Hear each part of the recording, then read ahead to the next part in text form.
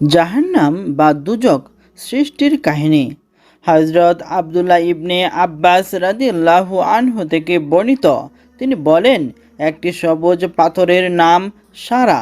এ সারা পাথরের নিচে জাহান্নাম সৃষ্টি করা হয়েছে। দুজকের সর্দার হচ্ছেন মালিক, তার অধীনেই দুজক পরিচালিত হয়। আল্লাহ পাক ১৯ জন ফেরেশতা তৈরি করে তাদের সকলকে দুজকের সর্দার ফেরেশতা মালিকের অধীনস্থ করে দিয়েছেন। আল্লাহ পাক ইরশাদ করেন, জাহান্নামে যে ১৯ জন ফেরেশতা রয়েছে তাদের প্রত্যেকের ডানে বামে ৭০,০০০ করে হাত, প্রত্যেক হাতে ৭০,০০০ করে হাতের পাতা, প্রতিটি পাতায় ৭০,০০০ করে আঙ্গুল এবং প্রত্যেক আঙ্গুলের উপর ৭০,০০০ করে অজগর রয়েছে। প্রত্যেকটি অজগরের মাথায় একটি সাপ, যার প্রতিটির দূরত্ব ৭০,০০০ বছরের রাস্তা।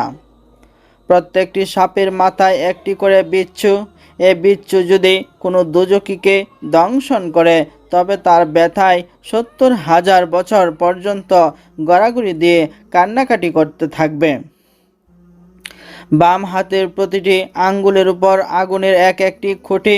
সে খুঁটি যে কোনো একটিও যদি হাসরের মাঠে ফেলা হয়, তা আর যদি জিন ও মানুষ সহ সমগ্র সৃষ্টি মিলে সেটিকে হেলাতে চেষ্টা করে, তবু তা হেলাতে সক্ষম হবে না।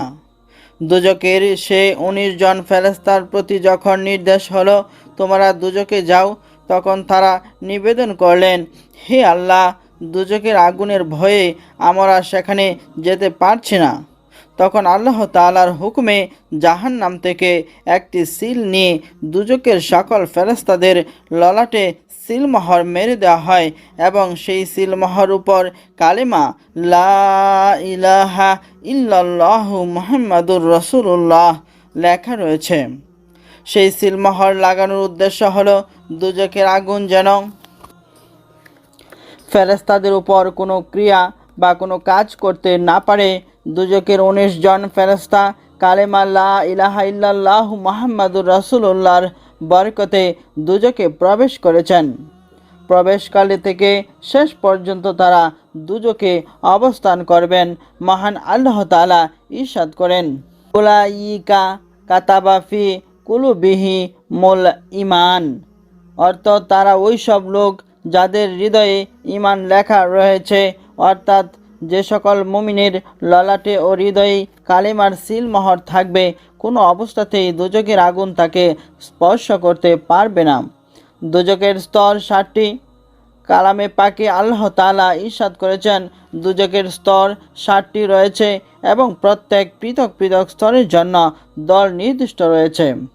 দুজকের ৭টি স্তর হলো জাহিম, জাহান্নাম, সাকার, সাইর, লাজা, হাবিয়া ও হুতামা। এ প্রসঙ্গে আল্লাহ পাক ইরশাদ করেন, অনন্তর তাদের পরে এমন সব খারাপ লোকের জন্ম হলো যারা নামাজ নষ্ট করে দিল এবং নফসের অনুসরণ করল, অতএব অতি শীঘ্রই তারা সম্মুখীন হবে বিপদের।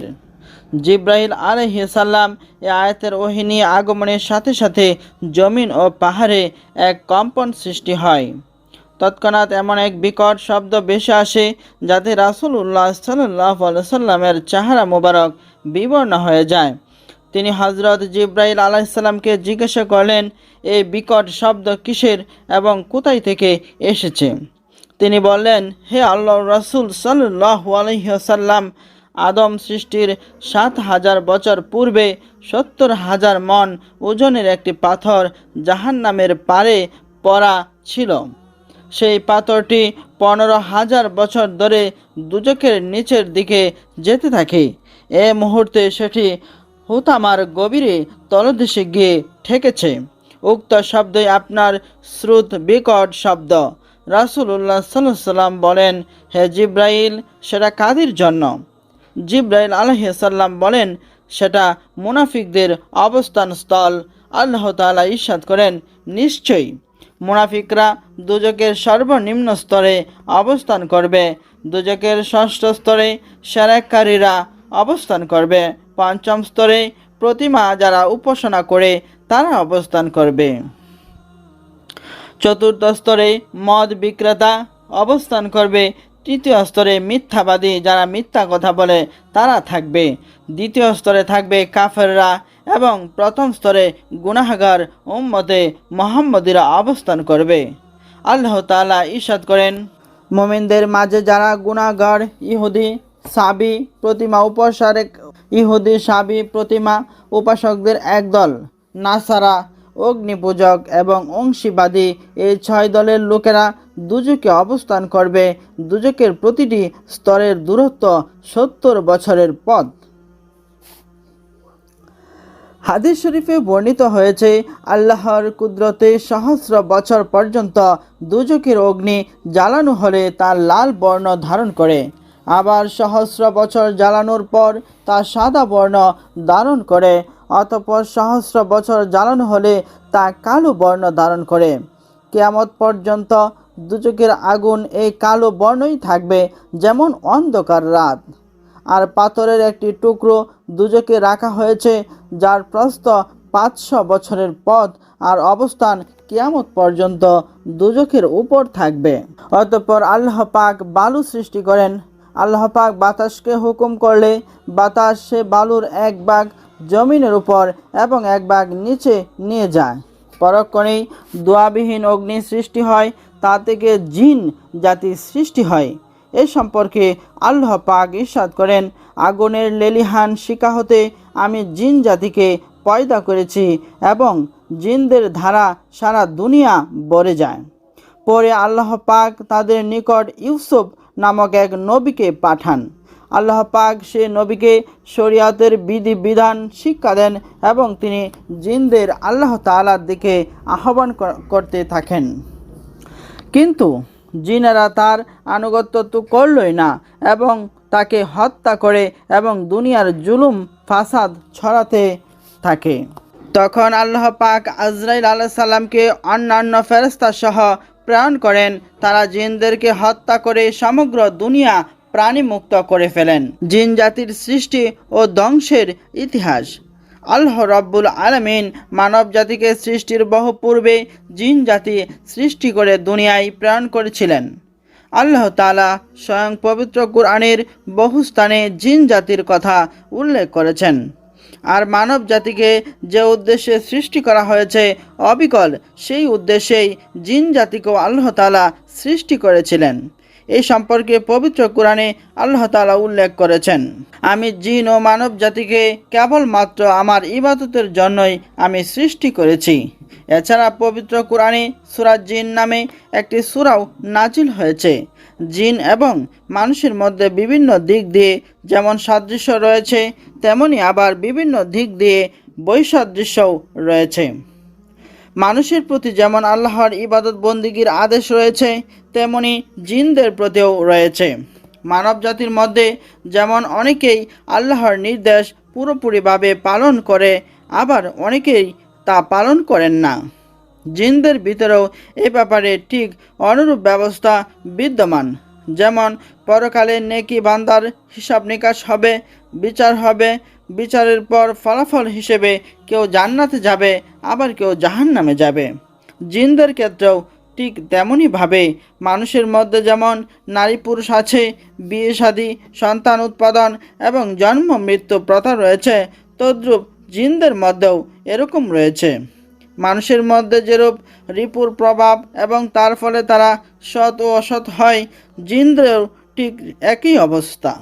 পক্ষান্তরে মানুষের সাথে জিনদের বিস্তর পার্থক্য রয়েছে। যেমন মানুষ মাটির তৈরি, কিন্তু জিন আগুনের তৈরি। মানুষ সশরীরে দৃশ্যমান জীব, কিন্তু জিন অশারীরিক বা অদৃশ্যমান জীব। মানুষের অবস্থান হলো চলাফেরা, কথাবার্তা, কাজকর্ম সব কিছু জিনেরা দেখে, অথচ জিনের এ সকল কিছুই মানুষের দৃষ্টিগোচর হয় না, অর্থাৎ জিনদেরকে মানুষ দেখতে পারে না। জিনেরা সাধারণত তাদের ইচ্ছা মতো একমাত্র শেষ নবী হযরত মুহাম্মদ সাল্লাল্লাহু আলাইহি সাল্লামের পবিত্র আকৃতি ছাড়া যে কোনো মানুষ ও পশুর পাখির আকৃতি ধারণ করতে পারে জিনেরা। পক্ষান্তরে মানুষ নিজের পরিবর্তন করে ইচ্ছা করলেই অন্য আকৃতি ধারণ করতে পারে না। সাধারণ অবস্থায় জিন মানুষের নানাভাবে উপকার করতে পারে, আবার ক্ষতিও করতে পারে। পক্ষান্তরে জিনের জন্য মানুষের তেমন কিছু করার সুযোগ ও সামর্থ্য নেই।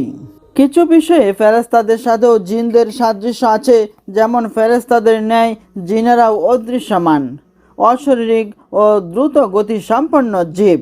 ফেরেশতাদের সাথে এদের বৈসাদৃশ্যও আছে, যেমন ফেরেশতারা নূরের তৈরি আর জিনেরা আগুনের তৈরি। জিনদের মধ্যে নারী পুরুষ আছে, কিন্তু ফেরেশতাদের মধ্যে তা নেই। ফেরেশতাদের আহার নিহার বা কোনো খাবারের প্রয়োজন হয় না, কিন্তু জিনদের এসবের প্রয়োজন আছে। ফেরেশতারা সবাই সর্বদা আল্লাহর হুকুম পালনই করে। এদের একমাত্র কাজই হলো আল্লাহ তাআলার ইবাদত করা, জিকির আজকার করা। কিন্তু জিনদের মধ্যে কিছু সংখ্যক আল্লাহর অনুগত আর কিছু সংখ্যক অবাধ্য। আদালতে আখিরাতে ফেরেশতাদের কোনো হিসাব নিকাশ হবে না, পক্ষান্তরে জিনদের হিসাব নিকাশ আছে। পাপ পুণ্যের শাস্তি এবং পুরস্কার রয়েছে। ফেরেশতাদের রোগ ব্যাধি স্পর্শ করে না, তারা পিতার ঔরসে ও মাতার গর্ভে জন্মগ্রহণ করে না, তাদের মৃত্যু হবে সকলের শেষে। ঠিক তেমনিভাবে জিনদের রোগ ব্যাধি জরা মৃত্যু আছে, এবং মানুষের ন্যায় তারাও পানাহার করে, তন্দ্রা ঘুমায় এবং তাদেরও নিদ্রা আছে। পিতা মাতার মাধ্যমে তারা জন্মগ্রহণ করে, মানুষের ন্যায় তারাও কাম ক্রোধ লোভ মোহ মদ মাৎসর্য তথা ষড়রিপুর অধীন থাকে। রাসূলুল্লাহ সাল্লাল্লাহু আলাইহি সাল্লামের সময় একদল জিন কোরআন শরীফ তেলাওয়াত শুনে রাসূলুল্লাহ সাল্লাল্লাহু আলাইহি সাল্লামের প্রতি বিশ্বাস স্থাপন করে এবং একথা তারা তাদের স্বজাতীয় কাছে প্রকাশ করে। আল্লাহ তাআলা রাসূল সাল্লাল্লাহু আলাইহি সাল্লামকে তাদের ঈমান আনার কথা জানিয়ে দেওয়ার জন্য তার উপরে সূরা জিন নাজিল করেছেন। আল্লাহ পাক ইরশাদ করেন, আমি জিন জাতিকে আগুন দিয়ে সৃষ্টি করেছি এবং মানব জাতিকে মাটি দিয়ে সৃষ্টি করেছি এবং মানব জাতিকে গৌরবান্বিত করেছি। মানব জাতির আদি পিতা হযরত আদম আলাইহিস সালামকে সর্বশ্রেষ্ঠ করে সৃষ্টি করা হয়েছে। এরপর ক্রমে ক্রমে তাকে দিয়েই মানব জাতির বংশ বিস্তার করা হয়েছে। তদ্রূপ জিন জাতিরও একজন আদি পিতা ছিল এবং তাকে দিয়েই জিন জাতির বংশ বিস্তার লাভ করেছে। জিন জাতির আদি পিতার নাম কুমা, জান্না হলো তার উপাধি। আর একটি নাম মারজ। জিন আবুল জিন এবং তারানুস জিন নামেও মানব সমাজে পরিচিত। জিন জাতি আগুন দিয়ে সৃষ্টি, তাই তাদের চরিত্রে সর্বদাই উগ্রতার ভাব প্রকাশ পাচ্ছিল। ন্যায় নীতির অনুসরণ না করেও তারা ন্যায় অন্যায় সৎ অসৎ কাজের কোনরূপ বিচার না করে যখন যা ইচ্ছা তাই করতে লাগলো। জিনেরা নিজেরা পরস্পরের ঝগড়া বিবাদ শুরু করে দিল। এ অবস্থায় আল্লাহ তাআলা তাদের উপরে কিছু আদেশ নিষেধ ও বাধ্যবাধকতা আরোপ করে তাদেরকে নীতি অনুসরণের জন্য আল্লাহ পাক নির্দেশ দিলেন এবং তাদের জন্য একজন বাদশাহ ও পয়গম্বর পাঠালেন। তিনি তাদেরকে আল্লাহর আদেশ নিষেধ মেনে চলার, সৎ পথ অবলম্বন করার, অসৎ পথ বর্জনের জন্য আল্লাহ তাআলা তাদেরকে নির্দেশ দিলেন। কিছুদিন জিনেরা ভালোভাবে তাদের বাদশাহ ও পয়গম্বরের নির্দেশ অনুসারে সৎ পথে থেকে জীবনযাপন করতে লাগলো। কিন্তু কিছুদিন পর আবার পূর্বের ন্যায় তারা সৎ পথ পরিত্যাগ করে অসৎ পথ অবলম্বন করল এবং এই কাজে বাধা দানকারী বাদশাহ ও পয়গম্বরকে হত্যা করে ফেলল এবং পূর্বের ন্যায় ভীষণ পাপাচারে লিপ্ত হয়ে গেল। তাদের সৎপথে আনার জন্য আল্লাহ পাক পুনরায় একজন পয়গম্বর বা নবী পাঠালেন, কিন্তু তিনিও সফল হতে পারলেন না। মাত্র কিছু সংখ্যক জিন ও তার হিদায়তে মেনে সৎপথে প্রত্যাবর্তন করল। অবশিষ্ট সকলেই পয়গম্বরের কথা অমান্য করে পাপাচারে মত্ত ছিল। পুনরায় তাদের নিকট আল্লাহ প্রেরিত পয়গম্বরকে হত্যা করল। আল্লাহ তাআলার দয়া সীমাহীন, তাকেই তিনি জিনদের পাপের শাস্তি প্রদান না করে তাদেরকে হিদায়তের নিমিত্তে পুনরায় একজন পয়গম্বর পাঠালেন। এভাবে আবুল জিনদের পিতার উপর থেকে প্রায় 24,000 বছর সময়ের মধ্যে জিনরা বহু সংখ্যক পয়গম্বরকে হত্যা করার পর আল্লাহ তাআলা জিনদের প্রতি অত্যন্ত নাখুশ হলেন এবং তাদেরকে ধ্বংস করার নিমিত্তে আসমান হতে অসংখ্য ফেরেশতা পাঠালেন। আল্লাহ তাআলার নির্দেশে ফেরেশতারা কোটি কোটি জিন হত্যা করে ফেলল। কেবলমাত্র যে সকল ঈমানদার জিন পাপী জিনদের ভয়ে বন জঙ্গলে ও পাহাড় পর্বতের গুহায় বসে আল্লাহর ইবাদতে লিপ্ত ছিল তারাই ফেরেশতাদের হাত থেকে রক্ষা পেল। দুনিয়ার অধিকাংশ জিন এভাবে ধ্বংসপ্রাপ্ত হলেও যে সকল ঈমানদার জিন রক্ষা পেয়েছিল তাদের বংশ বৃদ্ধি পেয়ে কালক্রমে আবার জিনদের দ্বারা দুনিয়া পূর্ণ হয়ে উঠল। কিন্তু তাদের অধিকাংশই আবার পাপাচারে লিপ্ত হলো।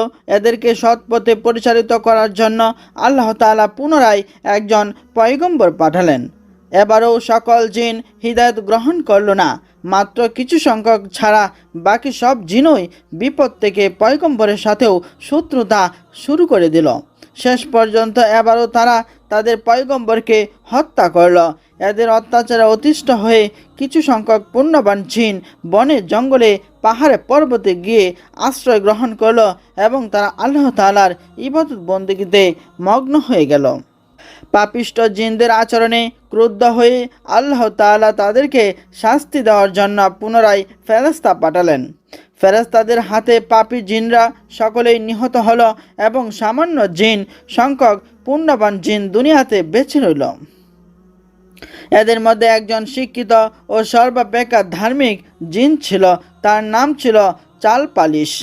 এবার আল্লাহ তাকেই জিনদের বাদশা এবং ধর্মীয় নেতা নির্বাচন করে দিলেন।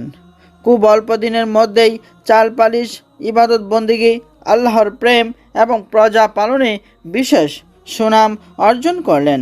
তিনি নিজে ধর্মপথ মজবুত থেকে আল্লাহ তাআলার ইবাদত করতে লাগলেন।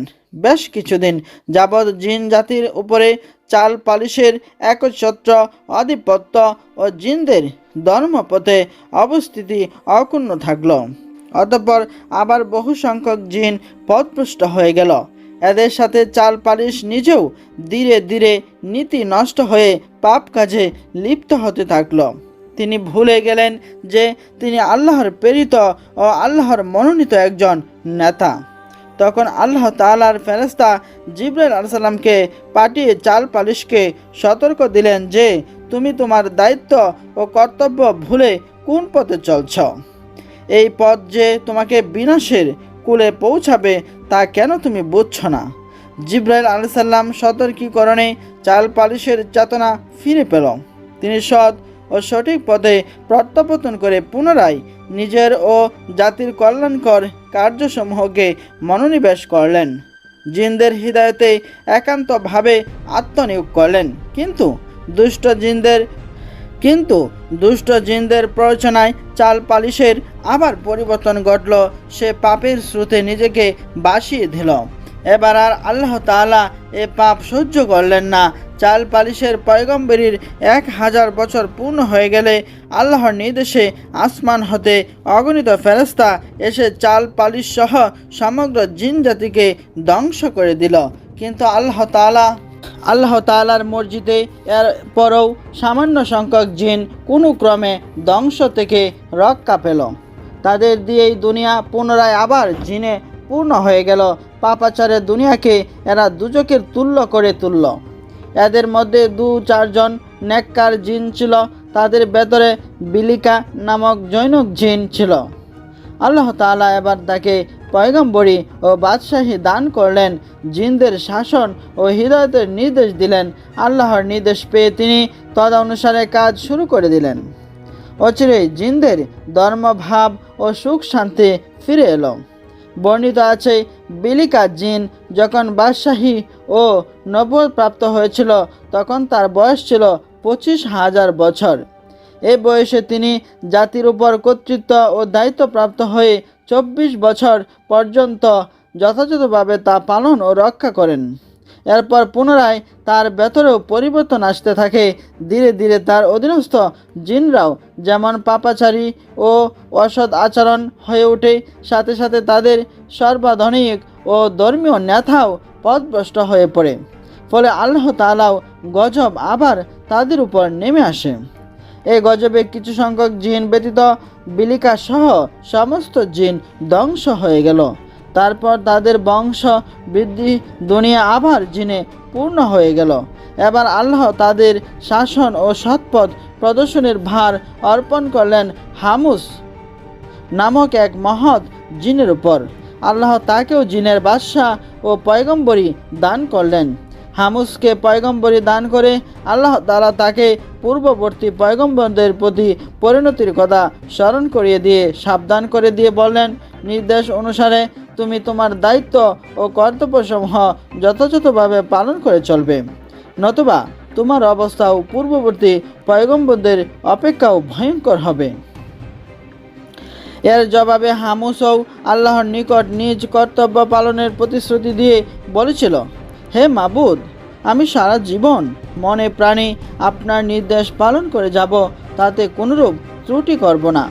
হামুসের জিনরা কিছুদিন খুবই ভালোভাবে চলল, সৎ জীবনযাপন করল, আল্লাহর নির্দেশ পালনে কোনোরূপ গাফলতি করল না। কিন্তু কিছুকাল পর আবার তারা ধীরে ধীরে পুণ্যের পথ পরিহার করে পাপ পথের দিকে ধাবিত হতে থাকলো। দেখতে দেখতে তারা আল্লাহর নাফরমান হয়ে গেল। হামুস অনেক চেষ্টা করেও তাদেরকে ফিরাতে পারল না, বরং তারা উল্টো হামুসকে ভয়ভীতি প্রদর্শন করতে শুরু করলো। কেউ কেউ তাকে নানান প্রলোভনও দেখাতে লাগলো। প্রথম হামুস তাদের কথায় কর্ণপাত না করলেও শেষ পর্যন্ত নিজের মনোবল অক্ষুণ্ণ রাখতে পারল না, সেও তাদের দলভুক্ত হয়ে গেল। তখন জিনদের আদি পিতা তারান্নুসের জন্মের পর 1,44,000 বছর অতিক্রান্ত হয়েছিল। এ সময় জিনদের উপর পুনরায় আল্লাহ তাআলার ভীষণ আযাব নেমে আসলো।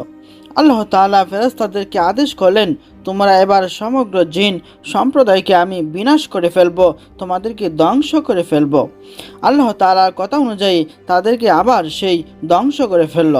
আল্লাহর নির্দেশ অনুসারে অসংখ্য ফেরেশতা নানাবিধ অস্ত্র শস্ত্র নিয়ে জিন কুলকে ধ্বংস করার জন্য দুনিয়ায় অবতীর্ণ হয়।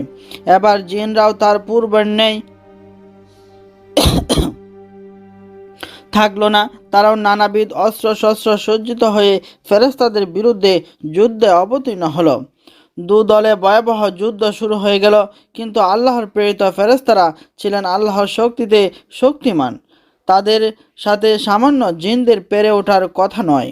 তারা প্রাণপণ যুদ্ধ করে একজন ফেরেশতাকেও হত্যা করতে পারল না, সামান্য আঘাতও করতে পারল না, বরং তারা নিজেরাই ফেরেশতাদের অস্ত্র আঘাতে যাকে যাকে জিন ধ্বংস হতে থাকলো। শেষ পর্যন্ত 2-4টি জিন মাত্র কোনোরূপভাবে পাহাড় পর্বতে বন জঙ্গলে আত্মগোপন করে প্রাণ রক্ষা করলো এবং অবশিষ্ট সমগ্র জিনই ফেরেশতাদের হাতে ধ্বংস হয়ে গেল। এ সময় ফেরেশতারা জিনদের মধ্যে একটি কম বয়স্ক সুন্দর বালক জিনকে দেখতে পেয়ে তাদের মনে মমতার উদয় হলো। তারা তাকে হত্যা না করে আল্লাহ তাআলার নিকট প্রার্থনা করল, হে রব্বুল আলামিন, হে মাবুদ, এই বালক জিনটির প্রতি আমাদের মনে অত্যন্ত দয়া ও মমতার উদয় হয়েছে। আপনার অনুমতি পেয়ে আমরা একে আসমানে এনে পরম যত্নে লালন পালন করব। আল্লাহ তাআলা ফেরেশতাদের প্রার্থনা মঞ্জুর করে তাদেরকে অনুমতি দান করলেন। ফেরেশতারা এই সুন্দর জিন বালকটির নাম দিল ইবলিস। ফেরেশতারা যখন তাকে প্রথম আসমানে নিয়ে আসলো, ওই সময় সে সুন্দর জিনটি 1000 বছর বয়স্ক বালক মাত্র। তার প্রতি ফেরেশতাদের মনে এরূপ অহেতুক দয়া ও মমতা উদয়ের পেছনে নিশ্চয় আল্লাহ তাআলার কোনো নিগূঢ় উদ্দেশ্য নিহিত রয়েছিল। জিনদের পঞ্চমবারের পয়গম্বর ইবলিসের ইতিহাস। জিনদের পঞ্চমবারের পয়গম্বর ও বাদশাহ হামুসের পুত্র ছিল ইবলিসের জনক। তার নাম ছিল খবিশ। খবিশের আকৃতি ছিল ভয়ঙ্কর এক সিংহের ন্যায়। তার স্বভাব প্রকৃতিও সিংহের ন্যায় ছিল। একদিকে তার দেহ ছিল পঞ্চশক্তি, অন্যদিকে তার চেহারা ছিল সুস্পষ্ট দ্রুততার ছাপ। খবিশই ছিল পাপিষ্ঠ জিনদের মাথার তাজ। ইবলিশের মাথা ছিল জিন জাতির পঞ্চম নেতা হামুসের কন্যা। তার নাম ছিল নীলবিস। নীলবিস জিন দেখতে ঠিক একটি নেকড়ে বাঘের মতো। তার প্রকৃতিও ছিল অবিকল নেকড়ের নেই। এক বর্ণনায় আছে, জাহান নামের আগুনের খবিশ ও নীলবিসের মিলনে ইবলিসের জন্ম হয়। সুতরাং পিতামাতা ও জাহান্নাম এই স্বভাব ও প্রকৃতির সম্পূর্ণ প্রভাবই ইবলিশের উপর রয়েছে। ইবলিশের পিতার সারবুক নামে সর্ববিদ্যায় পারদর্শী একজন বন্ধু ছিল। কবিশের পুত্র ইবলিশের শিক্ষা দীক্ষার ভার তার পিতা উক্ত বন্ধু সারবুকের হাতে অর্পণ করল। ইবলিশ ছিল অতিশয় মেধাবী ও স্মৃতিশক্তি সম্পন্ন। সুতরাং কোনো পাঠই তাকে একাধিকবার বলে দেওয়ার প্রয়োজন হতো না। সে একবার যা শুনত তাই সে চিরদিনের জন্য মনে রাখত।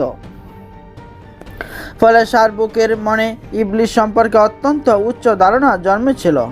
তাকে পড়াতে শুরু করে সে তার বন্ধু খবিশকে লক্ষ্য করে প্রায়ই বলতো, বন্ধু, তোমার পুত্রের ভেতরে যে লক্ষণসমূহ দেখছি তাতে মনে হচ্ছে যে সে ভবিষ্যতে নিশ্চয়ই একজন মহাবিখ্যাত ব্যক্তিতে পরিণত হবে। আমার শিক্ষকতা জীবনে 24,000 বছরের মধ্যে তোমার পুত্র ইবলিশের মতো এত তীক্ষ্ণ স্মৃতিশক্তি সম্পন্ন ও বুদ্ধিমান ছাত্র আমার জীবনে আর দ্বিতীয়টি পড়েনি। কিন্তু দুঃখের বিষয়, তোমার পুত্রটি অত্যাধিক বেয়াদব, অহংকারী এবং ভীষণ একগুঁয়ে। এটা তার ভবিষ্যতের জন্য সুখবর নয়। তবে সে যাই হোক না কেন, ইবলিশের ভাগ্য সুপ্রসন্ন। ইতিপূর্বে উল্লেখ করেছি যে ফেরেশতারা জিনকুলকে ধ্বংস করার সময় বালক ইবলিশকে স্নেহবশত হত্যা না করে উল্টা তাকে লালন পালন করার জন্য আল্লাহর নিকট হতে অনুমতি নিয়ে আসমানে নিয়ে যায়। ফেরেশতারা তাকে প্রথম আসমানে নিয়ে নিজের প্রকৃতি ও স্বভাব অনুরূপ আল্লাহর ইবাদত বন্দেগীর নিয়মকানুন শিক্ষা দান করল। ইবলিশ নিজে প্রতিভাবান বলে অতি অল্প বয়সে স্বল্প সময়ে শিক্ষা লাভ করে দীর্ঘ 1000 বছর প্রথম আসমানে আল্লাহর ইবাদত বন্দেগী করে। তারপর ফেরেশতারা তার ইবাদতে একাগ্রতা ও নিষ্ঠা দেখে অবাক হয়ে বলতে লাগলো যে, আমরা ফেরেশতা জাতি কেবল আল্লাহর ইবাদতের জন্যই সৃষ্টি হয়েছি। একমাত্র ইবাদতেই আমাদের শিক্ষা দীক্ষা ও ধ্যান ধারণা সব কিছু। ইবাদতেই আমাদের একমাত্র কাজ। তবু কি আশ্চর্য, ইবলিশ আমাদের কাছে ইবাদতের কায়দা কানুন শিখে সে যে ইবাদত করছে তাতে তার ইবাদতের তুলনায় আমরা নিজেদেরকে তো মোটেই ইবাদতকারী বলতে পারি না। আমাদের ফেরেশতাকুলের মধ্যে তো কাকেও এমন দাঁড়ায় এ পর্যন্ত নিবিড়ভাবে কখনো ইবাদত করতে দেখিনি। মনে হচ্ছে এখন এর কাছে আমাদের অনেক কিছু শিখবার ও বুঝবার আছে। ফেরেশতারা তার ইবাদত বন্দেগী দেখে এত মুগ্ধ হলো যে তারা ইবলিশের খাসে নামকরণ করল। ইবলিশ প্রথম আসমানে 1000 বছর ইবাদতের পর দ্বিতীয় আসমানে ফেরেশতাদের অতি আদর করে তাকে নিজেদের কাছে নিয়ে গেল। ইবলিশ দ্বিতীয় আসমানে পৌঁছেই পূর্ব অপেক্ষা আরও বেশি পরিমাণে ইবাদত বন্দেগীতে মশগুল হয়ে গেল। এ আসমানের ফেরেশতারা তার ইবাদত দেখে তাকে ধন্য ধন্য করতে লাগলো, শতমুখে তার প্রশংসা শুনতে লাগলো এবং তারা ইবলিশের নামকরণ করল আবেদ। দ্বিতীয় আসমানে 1000 বছর অবস্থানের পর তৃতীয় আসমানের ফেরেশতারা ইবলিশকে তৃতীয় আসমানে নিয়ে গেল। তৃতীয় আসমানে এসে সে আরও বেশি পরিমাণে ইবাদত বন্দেগীতে মনোযোগ দিল। সে এখানেও এসে 1000 বছর ইবাদত করল। এখানের ফেরেশতারা তার ইবাদতে মুগ্ধ হয়ে তার নাম রাখল ওলি। তারপর চতুর্থ আসমানেও ফেরেশতারা আল্লাহর অনুমতি লাভ করে ইবলিশকে চতুর্থ আসমানে নিয়ে গেল। ইবলিশ এখানেও অত্যন্ত একাগ্রতার সাথে দীর্ঘ 1000 বছর আল্লাহ তাআলার ইবাদত বন্দেগীতে মশগুল রইল। তথাকারে ফেরেশতারা তার ইবাদত খুশি হয়ে নাম রাখল রাখল সালে। এইভাবে অবশিষ্ট সকল আসমানে উন্নীত হয়ে প্রত্যেক আসমানে 1000 বছর ইবাদত করল ইবলিশ। তখন পুরো ফেরেশতা জগতই তার প্রশংসায় মুখরিত হয়ে গেল। সকল ফেরেশতার সন্তুষ্টির ভেতরে যে সপ্তম আসমানে উপনীত হয়ে পরম সুখে শান্তিতে বসবাস করতে লাগলো ইবলিশ। ইবলিশ ফেরেশতাদের নিকট থেকেই আদব কায়দা এবং ইবাদতের রীতিনীতি প্রশিক্ষণ নিয়েছিল। ইবলিশ অত্যন্ত মেধাবী হওয়ায় যা শিক্ষা লাভ করত তার কোনো কিছুই তার ভুলত না। সুতরাং অতি অল্প সময়ে ইবলিশ ফেরেশতাদের নিকট হতে সে সর্ব বিষয়ে এত বেশি জ্ঞান অর্জন করল যে এখন তার উস্তাদ ফেরেশতাদেরও তুলনায় তার জ্ঞানই বেশি হয়ে গেল। তদ্রূপ ফেরেশতাদের ইবাদতের পরিমাণ অপেক্ষা তার ইবাদতের পরিমাণ অনেক বেশি বৃদ্ধি পেয়ে গেল। 7 আসমান ও 7 জমিনের এমন একটি স্থান বাকি থাকলো না যেখানে ইবলিশের সিজদা পড়েনি।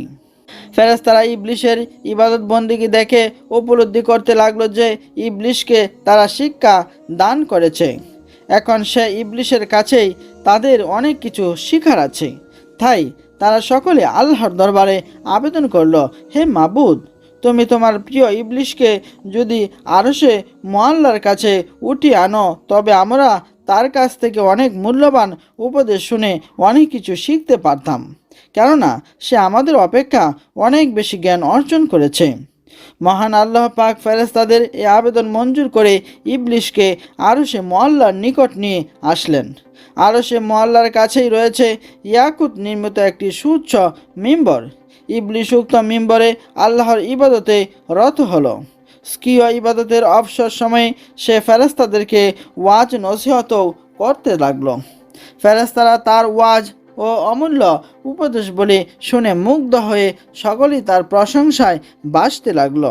শেষ পর্যন্ত সে মুআল্লিমুল মালাইকা বা ফেরেশতাদের শিক্ষক নামে পরিচিত হয়ে গেল। ইবলিশের দুনিয়ায় আগমন। আল্লাহর আদেশেই ফেরেশতারা শেষবার জিনদেরকে হত্যা করার পর পাহাড় পর্বত বনে জঙ্গলে লুকিয়ে থেকে কিছু সংখ্যক জিন প্রাণ রক্ষা করে। ক্রমে তাদের বংশ বৃদ্ধি পেয়ে আবার জিনদের দিয়ে জগৎ পরিপূর্ণ হয়ে গেছিল, কিন্তু তাদেরকে হিদায়ত করার জন্য আল্লাহ তাআলা পয়গম্বর বা আল্লাহর দূত আর কোনো ছিল না।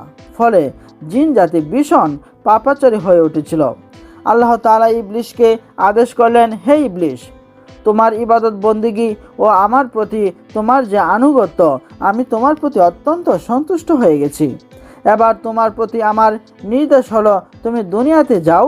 দুনিয়াতে গিয়ে তোমার জাতি জিনদেরকে সৎ পথে প্রদর্শন করো, সৎ পথে ডাকো।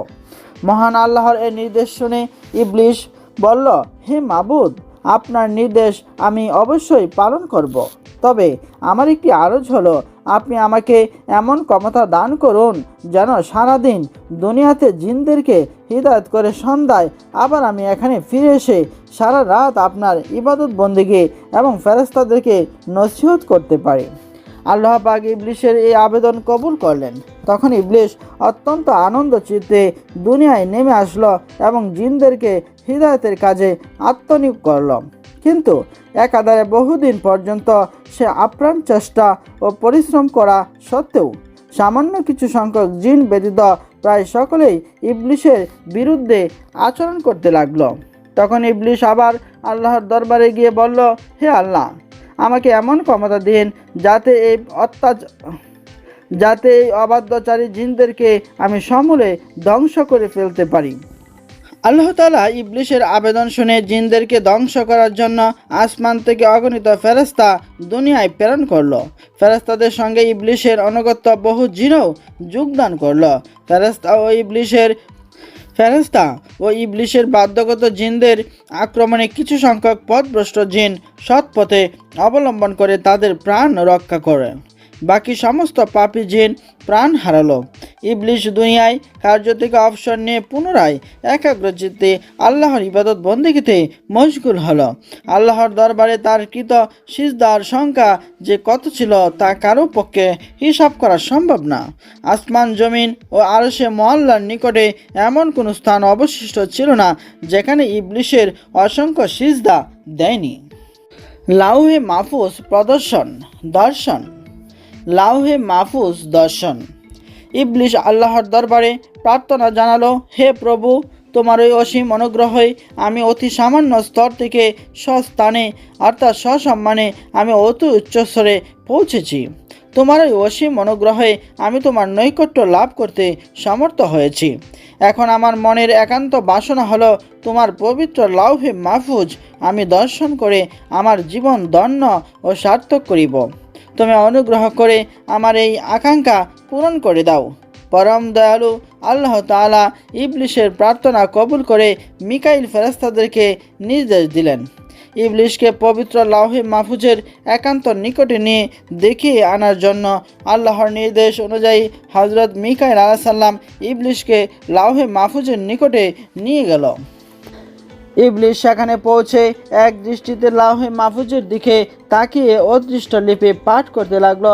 হঠাৎ এক স্থানে তার দৃষ্টি পড়ল। সেখানে লিখিত রয়েছে, আল্লাহর এক বান্দা 6 লক্ষ বছর পর্যন্ত তার মাবুদের ইবাদত করবে, কিন্তু অবশেষে আল্লাহর একটি আদেশ অমান্য করে সে জান্নাত থেকে বিতাড়িত হবে। ওই বান্দা আসমান ও জমিন মালাউন বা অভিশপ্ত নামে পরিচিত হবে। ইবলিশ এই লিপি পাঠের পর আপনা হতেই কেঁদে ফেলল এবং সিজদায় পতিত হলো এবং এই সিজদায় সে দীর্ঘ 6000 বছর অতিবাহিত করল। 6000 বছর পর মাথা তুলে দেখতে পেল তার সিজদার জায়গায় লিখিত রয়েছে লা আনাতুল্লাহ। তার সিজদার জায়গায় লিখিত রয়েছে লা আনাতুল্লাহ হি আলা ইবলিশ, অর্থাৎ ইবলিশের উপরে আল্লাহর অভিশপ্ত বর্ষিত হোক।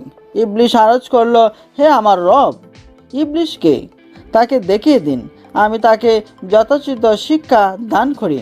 জবাবে আল্লাহ তাআলা ইবলিশকে বললেন, অচিরেই তুমি তাকে দেখতে পাবে। একথা শুনে ইবলিশ সেখানে দাঁড়িয়ে 1000 বছর পর্যন্ত পাঠ করল লা নালাতুল্লাহ হি আলা ইবলিশ, ইবলিশের উপর আমার নালত বর্ষিত হোক। এখানে উল্লেখ করা প্রয়োজন যে তখনও ইবলিশ এ নামে পরিচিত হয়নি, আর তার একথা তখনও জানা ছিল না যে এক সময় তারই নাম ইবলিশ হবে। তখন আল্লাহ তাআলা ইবলিশকে বললেন, ওহে বলো তো, আমার যে বান্দা আমার অশেষ অনুগ্রহ লাভ করেও আমার হুকুম অমান্য করবে তার কেমন শাস্তি হওয়া উচিত? জবাবে ইবলিশ বলল, হে আমার রব, এরূপ অকৃতজ্ঞ ব্যক্তির ওপর আপনার কঠিন শাস্তি ও অভিশাপ বর্ষিত হওয়া উচিত। আল্লাহ তাআলা বললেন, তোমার এই মন্তব্যটা এক টুকরো কাগজে লিখে তোমার নিকটই রেখে দাও, পরে তা কাজে আসতে পারে। এক টুকরো কাগজে লিখে রেখে দিল ইবলিশ। তখনই ইবলিশের মনে কুমতলব ও অহংকারের সূত্রপাত। উল্লেখিত ঘটনার কিছুদিন পরে হঠাৎ একদিন ইবলিশ মনে মনে ভাবল, এখন তো ফেরেশতা জগতে ও জিনের রাজ্যে এমন কোনো ফেরেশতা বা জিন নেই যে আমার কোনো নির্দেশ অমান্য করে। কেননা আসমান জমিন বা জিন ও ফেরেশতা কুলের মাঝে আমার প্রভাব এখন অতুলনীয়। আমার প্রভাব প্রতিপত্তি ও ক্ষমতার সাথে মোকাবেলা করার মতো এখন আর কেউ নেই। এমন অবস্থায় যদি কোনো কারণবশত আল্লাহ তাআলা নিজের দায়িত্ব থেকে অবসর গ্রহণ করেন কিংবা স্বেচ্ছায় ঘোষণা করেন যে আমি এখন এ সৃষ্টি জগৎ পরিচালনার দায়িত্ব হতে অবসর গ্রহণ করছি, অতএব এখন তোমাদের মধ্য হতে যোগ্যতম ব্যক্তি আমার সৃষ্টি জগতের পরিচালনার দায়িত্ব আমি দিতে চাই, তাহলে নিশ্চয়ই একমাত্র আমি এই পদের যোগ্যতম ব্যক্তি হিসেবে দায়িত্ব গ্রহণ করে সুষ্ঠুরূপে পালন করতে সক্ষম হব।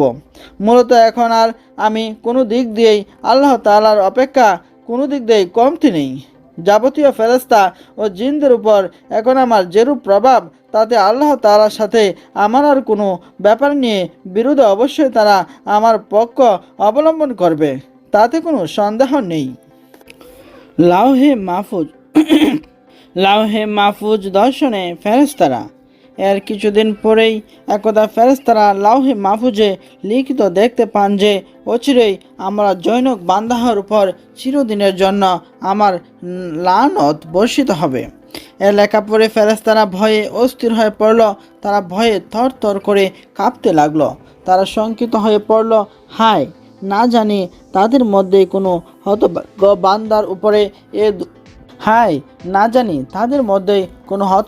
বান্দার উপরে এই দুর্ভাগ্য নেমে আসবে। ফেরেশতারা এ দুশ্চিন্তায় কেঁদে কেঁদে হয়রান। পেরেশান হয়ে সকলে মিলে তাদের উস্তাদ ইবলিসের নিকট উপস্থিত হলো। ইবলিস এর কারণ জানতে চাইলে ফেরেশতারা বলল, উস্তাদ, ওই যে পড়ে দেখুন, লাউহে মাহফুজের উপর এই লেখা পড়ে আমাদের সকলেরই মনে দারুণ আতঙ্ক সৃষ্টি হয়েছে। আপনি আমাদের জন্য দোয়া করুন যাতে আমরা আল্লাহর নারদ থেকে রক্ষা পেতে পারি। ইবলিস ফেরেশতাদের মিনতিতে তাচ্ছিল্যতার সাথে মুচকি হেসে আল্লাহর দরবারে প্রার্থনা করল, হে মাবুদ, তুমি ফেরেশতাদের কারো উপর নারদ দিও না। আল্লাহ তাআলা ইবলিসের ওই প্রার্থনা কবুল করলেন। ফেরেশতারা আল্লাহর সেই নির্ধারিত গজব থেকে রক্ষা পেল। কিন্তু ইবলিস সমগ্র ফেরেশতার জন্য দোয়া করলো বটে, কিন্তু অহংকার বশত নিজের জন্য দোয়া করতেই ভুলে গেল। এর কিছুদিন পরেও একদিন ইবলিস আরশে মোয়াল্লার একখানা তখতির উপরে উজ্জ্বল নূরের হরফে আউযু বিল্লাহি মিনাশ শাইতানির রাজিম বিতাড়িত শয়তান হতে আল্লাহ তাআলার নিকট সাহায্য প্রার্থনা করছে লিখিত দেখতে পেল। এই লেখা পাঠ করে ইবলিস অত্যন্ত বিস্মিত হয়ে আল্লাহর নিকট জিজ্ঞাসা করল, হে মাবুদ, কে সেই দুষ্ট পাপিষ্ট শয়তান যাহার নিকট হতে রক্ষা পাওয়ার জন্য তোমার কাছে প্রার্থনা করার কথা লিখিত রয়েছে?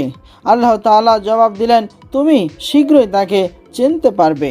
হযরত আদম আলাইহিসসালামের সৃষ্টির কাহিনী। আল্লাহ রাব্বুল আলামিনের হুকুমে ফেরেশতা বিপর্যয় সৃষ্টিকারী জিনদের থেকে জগৎকে মুক্ত করার পর আল্লাহ পাকের দরবার থেকে ঘোষণা এলো, হে ফেরেশতারা, আমি জমিনে আমার খলিফা প্রতিনিধি সৃষ্টি করব। পবিত্র কালামে ইরশাদ এসেছে, আর যখন আপনার প্রতিপালক ফেরেশতাদেরকে বললেন, আমি জমিনে আমার প্রতিনিধি সৃষ্টি করতে চাই, ফেরেশতারা বলল, আপনি কি এমন প্রতিনিধি সৃষ্টি করতে চান যে জমিনে ফাসাদ ও রাহাজানি সৃষ্টি করবে? অবশ্যই আমরা তো আপনার পবিত্রতা ও প্রশংসা বর্ণনা করি। আল্লাহ তাআলা বলেন, নিশ্চয়ই ফেরেশতারা, আমি যা জানি তোমরা তা জানো না। আদম সৃষ্টির জন্য মাটি সংগ্রহ। এরপর জিব্রাইল আলাইহিস সালামের প্রতি আদেশ হলো, জমিন উপরিভাগ থেকে এক মুষ্টি মাটি নিয়ে আসো। এর নির্দেশ পেয়ে জিব্রাইল আলাইহিস সালাম তৎক্ষণাৎ জমিনে এসে বর্তমানে যে স্থানে কাবা ঘর বিদ্যমান রয়েছে সেখান থেকে এক মুষ্টি মাটি সংগ্রহ করল। জমিন জিব্রাইল আলাইহিস সালামকে আল্লাহর হুকুম দিয়ে কসম দিয়ে বলল, হে জিব্রাইল, আমার নিকট থেকে মাটি নিও না। মাটি থেকে আল্লাহ তার খলিফা বা প্রতিনিধি সৃষ্টি করবেন। সেই প্রতিনিধির সন্তান সন্ততি অত্যন্ত পাপী এবং শাস্তিযোগ্য হবে। আমি অসহায় মাটি, আল্লাহর শাস্তি ভোগ করার শক্তি আমার নেই। একথা শুনে হযরত জিবরাইল আলাইহিস সালাম মাটি না নিয়ে ফিরে যান। এভাবে মিকাইল আলাইহিস সালাম এবং ইসরাফিল আলাইহিস সালাম ও মাটি না নিয়ে ফিরে যান। তাই আল্লাহ পাক আজরাইল আলাইহিস সালামকে মাটি আনার নির্দেশ দিয়ে প্রেরণ করেন। এরপরও জমিন পূর্বের ন্যায় আল্লাহর কসম দিয়ে মাটি নিতে নিষেধ করে। তিনি নিষেধ অমান্য করে বললেন, তুমি যার কসম দিচ্ছ আমি তার আদেশে এসেছি, আমি তার আদেশ অমান্য করব না, তোমাকে নিয়ে যাব। অতএব আজরাইল আলাইহিস সালাম হাতে করে জমিন থেকে এক মুষ্টি মাটি নিয়ে ঊর্ধ্ব জগতে চলে গিয়ে আল্লাহর দরবারে নিবেদন করেন, হে আল্লাহ, আপনি জ্ঞাতা ও স্রষ্টা, আমি এটা হাজির করেছি। তখন আল্লাহ পাক বললেন, হে আজরাইল, এই মাটি হতেই আমি জমিনে আমার এক খলিফা সৃষ্টি করব এবং তার জীবন হরণ কালেও তোমাকেই নিয়োগ করব। হযরত আজরাইল আলাইহিস সালাম একথায় অপারগতা প্রকাশ করে বললেন, হে আল্লাহ, এই দায়িত্ব যদি আমাকে দেন তবে আপনার বান্দারা আমাকে দুশমন ভাববে এবং আমাকে গালিগালাজ করবে। আল্লাহ পাক বলেন, আজরাইল, আমি সমগ্র সৃষ্টির স্রষ্টা, আমি প্রত্যেক মৃত্যুর এক একটি কারণ সৃষ্টি করব। ফলে প্রত্যেকেই সেই কারণের অধীনেই মৃত্যুর মুখে পড়বে, কাজেই তখন তোমাকে দুশমন ভাববে না। আমি কাউকে রোগে, কাউকে আগুনে পুড়ে, কাউকে পানিতে নিমজ্জিত করব। অতঃপর আল্লাহর নির্দেশে ফেরেশতারা মাটি তায়েফ ও মক্কা শরীফের মাঝখানে রেখে দেন। তখন আল্লাহর রহমতের সৃষ্টি বা রহমতের বৃষ্টি তার উপর বর্ষিত হয়। এতে 2 বছরে সেই মাটি কাদায় পরিণত হয়। 4র্থ বছরে মাটি খননে এবং 6ষ্ঠ বছরে শুকনা মাটিতে রূপান্তরিত হয়। 8ম বছরে হযরত আদম আলাইহিস সালামের আকৃতি সৃষ্টি হয়। তখন একদিন ইবলিস 70,000 ফেরেশতা সাথে নিয়ে আদম আলাইহিস সালামের নিকট এসে দেখে তার দেহ পিঞ্জর মাটিতে পড়ে রয়েছে। এ সময় ইবলিস তার প্রতি অসম্মানের দৃষ্টিতে দেখে অন্য একদিন ফেরেশতারা আজাজিলকে বললেন, এই মাটি হতে আল্লাহর প্রতিনিধি সৃষ্টি হবে। সে বলল, একথা সত্য। আল্লাহ তাআলা এই আকৃতি আমার অধীন করে দিলে আমি তাকে ধ্বংস করে ফেলব, আর আমাকে তার অধীনস্থ করে দিলে আমি তার অধীনতা স্বীকার করব না। আদম আলাইহিস সালামের দেহাভ্যন্তরে ইবলিসের প্রবেশের চেষ্টা। আব্দুল্লাহ ইবনে আব্বাস রাদিয়াল্লাহু আনহু থেকে বর্ণিত, তিনি বললেন, একদিন অভিশপ্ত ইবলিস হযরত আদম আলাইহিস সালামের দেহ পিঞ্জরের ভিতরে প্রবেশ করে নাভি পর্যন্ত গিয়ে পৌঁছে গিয়েছিল, কিন্তু আদম আলাইহিস সালামের দেহ পিঞ্জরে ভীষণ উত্তাপের কারণে সে বের হয়ে আসে। এতে আদমের প্রতি আজাজিলের হিংসা, বিদ্বেষ ও শত্রুতা ক্রমান্বয়ে বেড়ে যায় এবং আদম আলাইহিস সালামের দেহ পিঞ্জরের উপর থুতু ফেলে চলে আসে। জিবরাইল আলাইহিস সালাম আল্লাহর নির্দেশে আদমের দেহ পিঞ্জর থেকে ইবলিসের থুতু নিয়ে তা থেকে কুকুর সৃষ্টি করেন। হযরত আব্দুল্লাহ ইবনে আব্বাস রাদিয়াল্লাহু আনহু থেকে বর্ণিত, তিনি বলেন, রাসূলুল্লাহ সাল্লাল্লাহু আলাইহি ওয়াসাল্লামের পবিত্র রূহ আরশে অবস্থান করে তসবিহ পাঠ করছিল। তখন রাসূল সাল্লামের ঘামের ফোঁটা সেখান থেকে টপকে ওই স্থানে পড়ে সেখানে তার শেষ বিশ্রামস্থল হয়েছে। আল্লাহর আদেশে জিবরাইল আলাইহিস সালাম সেখানকার মাটিতে মেশক আম্বর মিশিয়ে সুগন্ধযুক্ত করে তা আদমের মুখমণ্ডলে মেখে দেন। এর ফলে আদম আলাইহিস সালামের চেহারার নূর দ্বিগুণ বৃদ্ধি পায়। আদম আলাইহিস সালামের দেহে রুহের প্রবেশ। এ ঘটনার 40 দিন পর হযরত আদম আলাইহিস সালামের রূহ সৃষ্টি হলে তখন জিবরাইল সাল্লাম, মিকাইল সাল্লাম, ইসরাফিল ও আজরাইল আলাইহিস সালামের প্রতি আদমের রূহ দেহে পিঞ্জরে পৌঁছে দেওয়ার আদেশ করা হয়। তাদের প্রত্যেকের সাথে 70,000 ফেরেশতা আদমের রূহ একটি নূরের পাত্রে আরেকটি নূরের ডাকনা দিয়ে ডেকে এনে আদম আলাইহিস সালামের মস্তকের উপর রেখে ডাকনা উঠিয়ে ফেলেন। কেমন করে আদমের রূহ দেহ পিঞ্জরে প্রবেশ করে তা দেখার জন্য সপ্ত আকাশে ফেরেশতার আগমন হয়। যখন শব্দ হলো, হে রূহ, এ দেহ পিঞ্জরে প্রবেশ করো, তখন আদমের রূহ দেহ পিঞ্জরের চারিদিকে 7 বার চক্কর দেয়, কিন্তু ভেতরে প্রবেশ করতে না পেরে নিবেদন করে, হে আল্লাহ, আমি নূরের তৈরি, আর এই দেহ পিঞ্জর অন্ধকার আবর্জনাপূর্ণ, কেমন করে আমি এতে প্রবেশ করব। আবার শব্দ হলো, হে আদমের রূহ, অনিচ্ছায় এই দেহে পিঞ্জরে প্রবেশ করো এবং অনিচ্ছায় বের হয়ে এসো।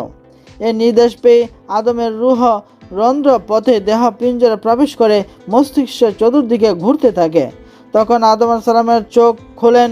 তখন তার রূহ মাথা থেকে কণ্ঠনালীতে, কণ্ঠনালী থেকে বক্ষে এবং বক্ষ থেকে নাভি পর্যন্ত পৌঁছে কর্দমাক্ত দেহ পিঞ্জর গুস্ত, হাড়, অস্থিমজ্জা ও অন্ত্রে রূপান্তরিত হওয়ার ফলে আল্লাহর কুদরতে আদম আলাইহিস সালাম জমিনের উপর হাতে টেস দিয়ে উঠতে চান। তখন ফেরেশতারা বলে উঠেন, এ বান্দা ত্বরা প্রবণ হবে, এখনও তার শরীর অর্ধেক কর্দমাক্ত, অথচ সে উঠতে চাচ্ছে।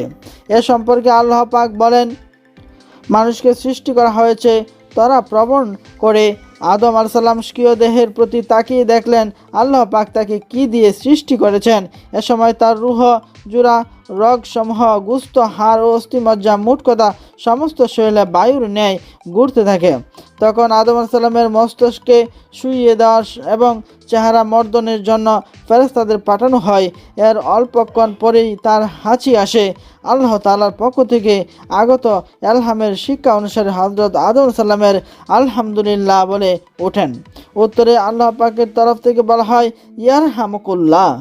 তাই কেউ হাঁচি দিয়ে আলহামদুলিল্লাহ বললে উত্তরে ইয়ারহাকুমুল্লাহ বলা মুসলমানদের উপর ওয়াজিব করা হয়েছে। এরপর আল্লাহর পক্ষ থেকে জিবরাইল আলাইহিস সালামের প্রতি হুকুম হলো তিনিও যেন হাঁচি দেন। আল্লাহ পাক এও বললেন, আমি আদম থেকে এক বান্দা হযরত ঈসা ইবনে মারিয়ামকে সৃষ্টি করব।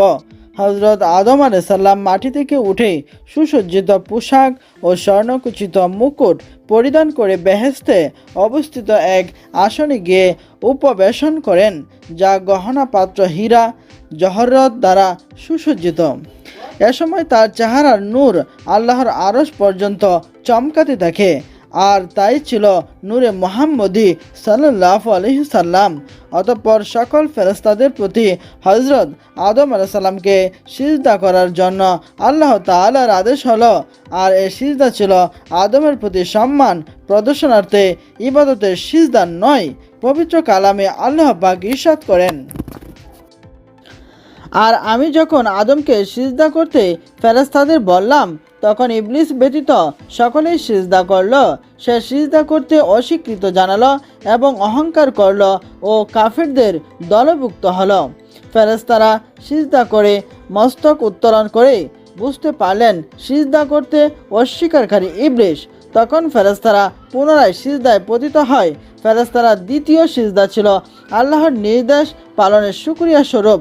এবার আল্লাহ পাক ইবলিসকে লক্ষ্য করে বললেন, হে ইবলিস, আমি যাকে আপন হস্তে সৃষ্টি করেছি তাকে সিজদা করতে কিসে তোমাকে বাধা দিল? এটা তো তুমি অহংকার করলে।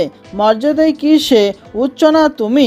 ইবলিস বলল, আমি তার আদম চেয়ে শ্রেষ্ঠ। আপনি আমাকে আগুন দিয়ে আর তাকে মাটি দিয়ে সৃষ্টি করেছেন। এবার আল্লাহ পাক তাকে লক্ষ্য করে ইরশাদ করলেন, হে ইবলিস, তুই এখান থেকে বেরিয়ে যা, কারণ তুই অভিশপ্ত হয়েছিস। তোর ওপর কিয়ামত পর্যন্ত আমার লানত। ইবলিসের উপরে বহিষ্কার আদেশের প্রয়োগ ক্ষেত্রে সম্পর্কে ওলামায়ে কিরাম ভিন্ন ভিন্ন মত প্রকাশ করেছেন। কারো মতে বের হয়ে যা, এর অর্থ ঈমান থেকে বেরিয়ে যা। কেউ বলেন ফেরেশতাদের দল থেকে বের হয়ে ইবলিস হয়ে যা। এ সময় আল্লাহর গজবে তার আকৃতি পরিবর্তিত হয়ে চক্ষুদ্বয় চলে আসে বক্ষে। অতঃপর কেউ যখন তাকে দেখত তখন বলতো, এ আল্লাহর দরবার থেকে বিতাড়িত, অভিশপ্ত, লাঞ্ছিত ও অপমানিত। অতঃপর শয়তান ইবলিস আল্লাহর সমীপে নিবেদন করল, হে আল্লাহ, আমি আপনার দরবার থেকে বিতাড়িত ও অভিশপ্ত হয়েছি আদমের কারণে। এটা আমার দুর্ভাগ্য। আল্লাহ পাক বললেন, হে ইবলিস, তুই তোর লিপির প্রতি দৃষ্টি নিক্ষেপ কর। যেদিকে দৃষ্টিপাত করে সে দেখতে পেল তাতে লেখা রয়েছে, আল্লাহর যে বান্দা তার নির্দেশ অমান্য করে তার শাস্তি হচ্ছে লানত, অর্থাৎ আল্লাহর রহমত থেকে বঞ্চিত হওয়া।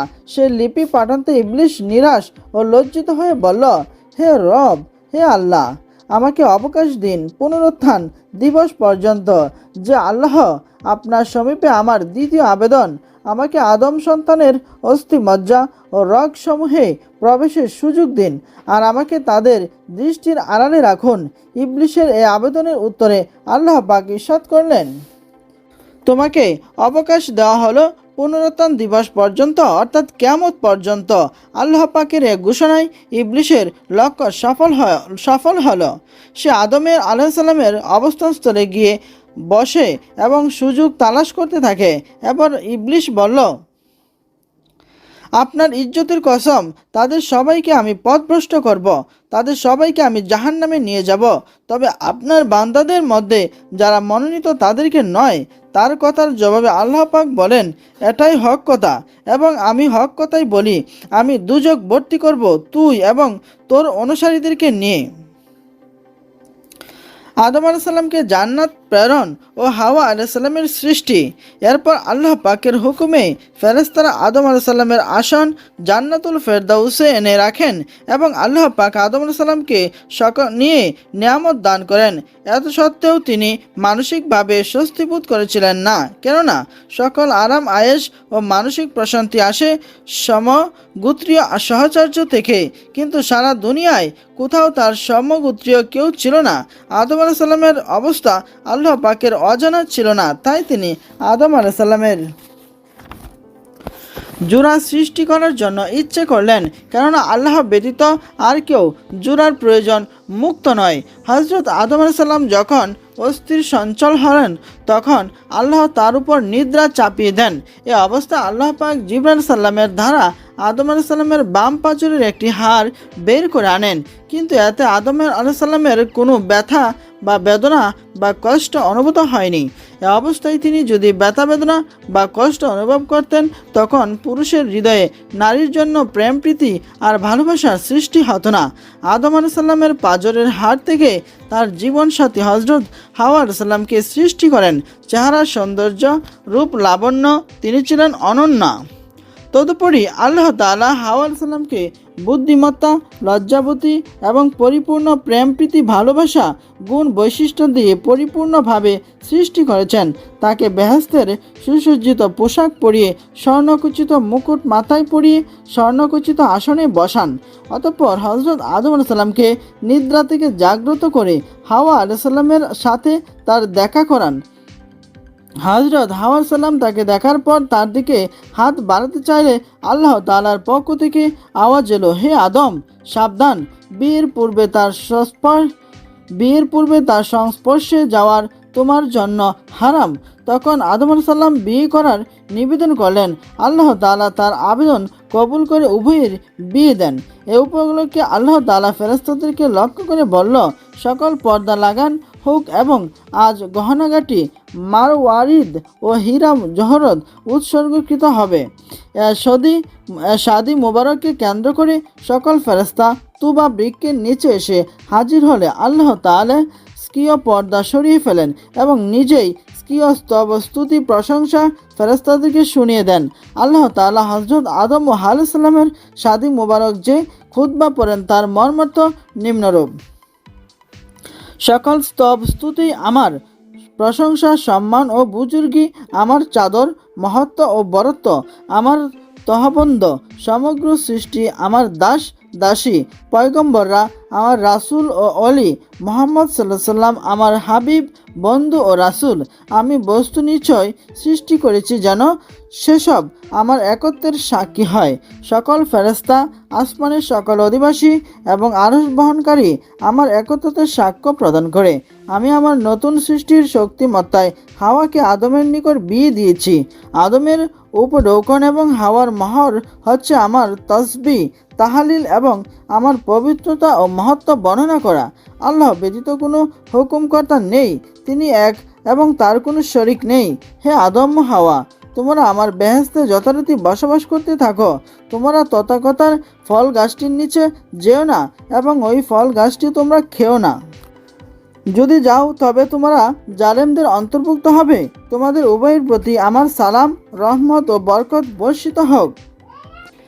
এরপর হযরত আদম আলাইহিস সালাম আল্লাহ পাকের প্রশংসা বর্ণনা করতে গিয়ে বলেন, আমি আল্লাহ তাআলার পবিত্রতা বর্ণনা ও প্রশংসা করছি। আল্লাহ ব্যতীত আর কোনো হুকুমকর্তা নেই। আল্লাহ অতি মহান। আল্লাহ তাআলার শক্তি সামর্থ্য ব্যতীত কারো কোনো শক্তি সামর্থ্য নেই। তিনি অত্যন্ত মহান, মহাপবিত্র, মহাসম্মানিত। আদম আলাইহিস সালামের প্রতি বিবি হাওয়ার মহর প্রদানের নির্দেশ। মহান রব্বুল আলামিন আদম ও হাওয়ার শাদী মুবারকের খুতবা পাঠ করার পর ফেরেশতাদেরকে আনন্দ উৎসব করে এবং পরস্পরকে মুবারকবাদ দিয়ে অলঙ্কারাদি ও হীরা জহরত উৎসর্গ করতে থাকেন। আদম আলাইহিস সালাম হাওয়া এবং হাওয়া আলাইহিস সালামের সাথে দৈহিক মিলনে প্রবৃত্ত হতে চাইলে আওয়াজ এলো, হে আদম, যতক্ষণ পর্যন্ত হাওয়ার মহর আদায় না হচ্ছে ততক্ষণ সে তোমার জন্য হালাল নয়। এ সতর্কবাণী পেয়ে হযরত আদম আলাইহিস সালাম নিবেদন করলেন, হে আল্লাহ, আমি কেমন করে হাওয়ার মহর আদায় করব?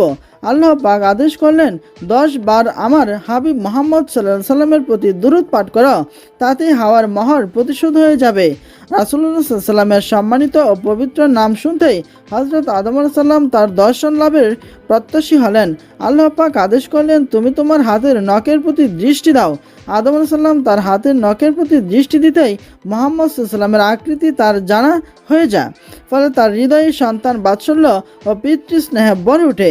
ফলে আদম আলাইহিস সালাম খুবই আগ্রহ সহকারে 10 বার হুজুর সাল্লাল্লাহু আলাইহি সাল্লামের প্রতি দুরূদ শরীফ পাঠ করেন এবং তার প্রতি ঈমান আনেন। তখন আল্লাহ তাআলা ইরশাদ করেন, হে আদম, তুমি যে দুরূদ পাঠ করছো তার মর্যাদা এত বেশি যে যার কল্যাণে আমি তোমার জন্য হাওয়াকে হালাল করে দিলাম। অতঃপর আল্লাহ পাক ইরশাদ করেন যে, হে আদম, তুমি ও তোমার স্ত্রী জান্নাতে থাকো এবং তা থেকে যা ইচ্ছা আনন্দ চিত্তে ভক্ষণ করো, কিন্তু ওই গাছের নিকটবর্তী যেও না, অন্যথা তোমরা জালেমদের অন্তর্ভুক্ত হয়ে যাবে। ইবলিশের বেহেশতে প্রবেশ। অতঃপর বলা হলো, হে আদম, তুমি ইবলিশের প্রতারণা থেকে সতর্ক থাকবে, কেননা সে তোমার পরম শত্রু। এ সম্পর্কে কালামে ইরশাদ হয়েছে, অতঃপর আমি বললাম, হে আদম, এই শয়তান তোমার ও তোমার স্ত্রীর দুশমন, সুতরাং সে যেন তোমাদেরকে বেহেশত থেকে বের করে দিতে না পারে। আদম আলাইসাল্লাম বেহেশতে সব দরজায় উত্তম রূপে বন্ধ দেখতে পেয়ে তার দৃঢ় আস্থা হলো ইবলিশ পৃথিবীতে আর আমি বেহেশতে অবস্থান করছি, কাজেই তার সঙ্গে আমার কি সম্পর্ক যে সে আমাকে নিষিদ্ধ ফল বক্ষণ করিয়া পাপী করবে, আমি তার প্রতারণা হতে আশঙ্কা মুক্ত। অতঃপর একদিন অভিশপ্ত ইবলিশ বেহেশতে আদম আলাইসাল্লাম এর কাছে যাওয়ার সংকল্প করল। আল্লাহ তাআলা 3টি ইসমে আজম তার জানা ছিল, তা পরে সে 7 তবক আসমান অতিক্রম করে বেহেশতের দরজায় পৌঁছল। দরজা বন্ধ দেখে বেহেশতে প্রবেশ করার উপায় উদ্ভাবনের চিন্তা ভাবনা করতে লাগলো। ঘটনাচক্রে একটি ময়ূর বেহেশতের দেওয়ালে বসা ছিল। শয়তান দেওয়ালের বাইরে বসে ইসমে আজম পড়তে থাকে। ইসমে আজম পড়তে দেখে ময়ূর ইবলিশের পরিচয় জানতে চাইল। ইবলিশ বলল, আমি আল্লাহর এক ফেরেশতা। ময়ূর বলল, তুমি এখানে বসে কি করছো? শয়তান উত্তর দিল, আমি বেহেশতে প্রবেশ করতে যাচ্ছি। ইবলিশ ময়ূরকে অনুরোধ করলো তাকে বেহেশতে নিয়ে যেতে। ময়ূর বলল, আদম আলাইসাল্লাম বেহেশতে যতক্ষণ আছেন ততক্ষণ কাউকে বেহেশতে নেওয়ার কোনো আদেশ আল্লাহর পক্ষ থেকে আমার প্রতি নেই। শয়তান বলল, তুমি আমাকে বেহেশতে নিয়ে যাও, আমি তোমাকে এমন 3টি দোয়া শেখাবো যে 3টি দোয়া শিখে আমল করলে তুমি 3টি বিষয় লাভ করতে পারবে। 1. কখনো তুমি বৃদ্ধ হবে না।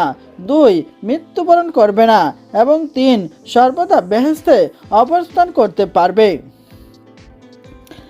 ইবলিশ কথিত দোয়া পড়ল এবং ময়ূর বেহেশতের দেওয়ালে থেকে নেমে এসে ইবলিশকে নিয়ে উভয়ে জান্নাতের দরজায় গিয়ে দাঁড়ালো। ময়ূর সাপের নিকট এ ঘটনা ফাঁস করে দিল। সাপ একথা শুনতেই বেহেশতের দরজা বন্ধ করে স্কিয় মাথা বের করে ইবলিশের পরিচয় ও তার আগমনের উদ্দেশ্য জানতে চাইল। ইবলিশ বলল, আমি আল্লাহ তাআলার এক ফেরেশতা। সাপ বলল, তুমি আমাকে তোমার পাঠকৃত দোয়া শেখাও। ইবলিশ বলল, এক শর্তে তোমাকে আমি এই দোয়া শেখাতে পারি, তা হলো তুমি আমাকে বেহেশতে নিয়ে যাবে। সাপ বলল, হযরত আদম আলাইহিস সালাম বেহেশতে থাকতে আর কাউকে বেহেশতে প্রবেশ করানোর হুকুম আমার প্রতি আল্লাহর নেই। ইবলিশ বলল, আমি বেহেশতে পা রাখব না, বরং তোমার মুখের ভিতরেই অবস্থান করব, বাইরে বের হব না। শয়তানের কথায় বিশ্বাস করে সাপ মুখ প্রসারিত করে দিল। ইবলিশ তার মুখে ঢুকে পড়ল। সাপ তাকে বেহেশতে নিয়ে দরজা বন্ধ করে দেয়। সাপের মুখের ভিতরে লুকিয়ে বেহেশতে প্রবেশের পর ইবলিশ সাপকে বলল, তুমি আমাকে আল্লাহ তাআলার আদম আলাইসাল্লামকে বৃক্ষের ফল খেতে নিষেধ করেছেন, সেই বৃক্ষের নিকট আমাকে নিয়ে চলো। সাপ ইবলিশকে নিষিদ্ধ বৃক্ষের নিকট নিয়ে চলে গেল। সে সাপের মুখ গহ্বর থেকেই প্রতারণামূলকভাবে কান্নাকাটি শুরু করে দিল। এ জগতে যে সর্বপ্রথম মুনাফিকের কান্না কেঁদেছিল সে হচ্ছে অভিশপ্ত ইবলিশ। আর তার কান্না শুনে বেহেশতের জ্ঞানমান সকলে সমবেত হয়ে বলাবলি করতে লাগলো, আমরা তো কখনো সাপের মুখ থেকে এমন শব্দ শুনতে পাইনি। হযরত হাওয়া আলাইহিস সালাম সাপকে কাদার কারণ জিজ্ঞাসা করলে ইবলিশ সাপের মুখ থেকে বলল, আমি এজন্য কাঁদছি যে তোমাদেরকে বেহেশত থেকে বের করে দেওয়া হবে, কেননা আল্লাহ তাআলা তোমাদেরকে যে বৃক্ষের ফল খেতে নিষেধ করেছেন সে বৃক্ষের ফল বক্ষণকারীকেও কখনো জান্নাত থেকে বের করা হবে না। আল্লাহ তাআলা এই ঘটনা সম্পর্কে কুরআন শরীফে উল্লেখ করেছেন। ইবলিশ বলল, হে আদম, তোমাকে আমি এমন বৃক্ষের সন্ধান দেব যা থেকে তোমরা চিরন্তন জীবন লাভ করবে এবং তোমার রাজত্ব পূর্ণ হবে না। ইবলিশ আল্লাহর নাম কসম করে বলল, হে আদম, আমি তোমাকে মিথ্যা কিছু বলছি না। তোমার অমঙ্গলও আমার কাম্য নয়, বরং তোমাকে আমি সদুপদেশ প্রদান করছি। আল্লাহ তাআলা ইরশাদ করেন, ইবলিশ তাদের নিকট কসম খেয়ে বলছিল, আমি তোমাদেরকে মঙ্গলকামী, অতএব তাদেরকে প্রতারণা দিয়ে আকৃষ্ট করে। এ দুনিয়ার সর্বপ্রথম মিথ্যা কসমকারীও অভিশপ্ত ইবলিশ। হযরত হাওয়া আলাইহিস সালাম ইবলিশের মিথ্যা কসমে দুঃখায় পড়ে নিষিদ্ধ বৃক্ষের এবং গন্ধবের 3টি ফল নিয়ে একটি নিজে খেয়ে 2টি হযরত আদম আলাইহিস সালামের জন্য নিয়ে যায়।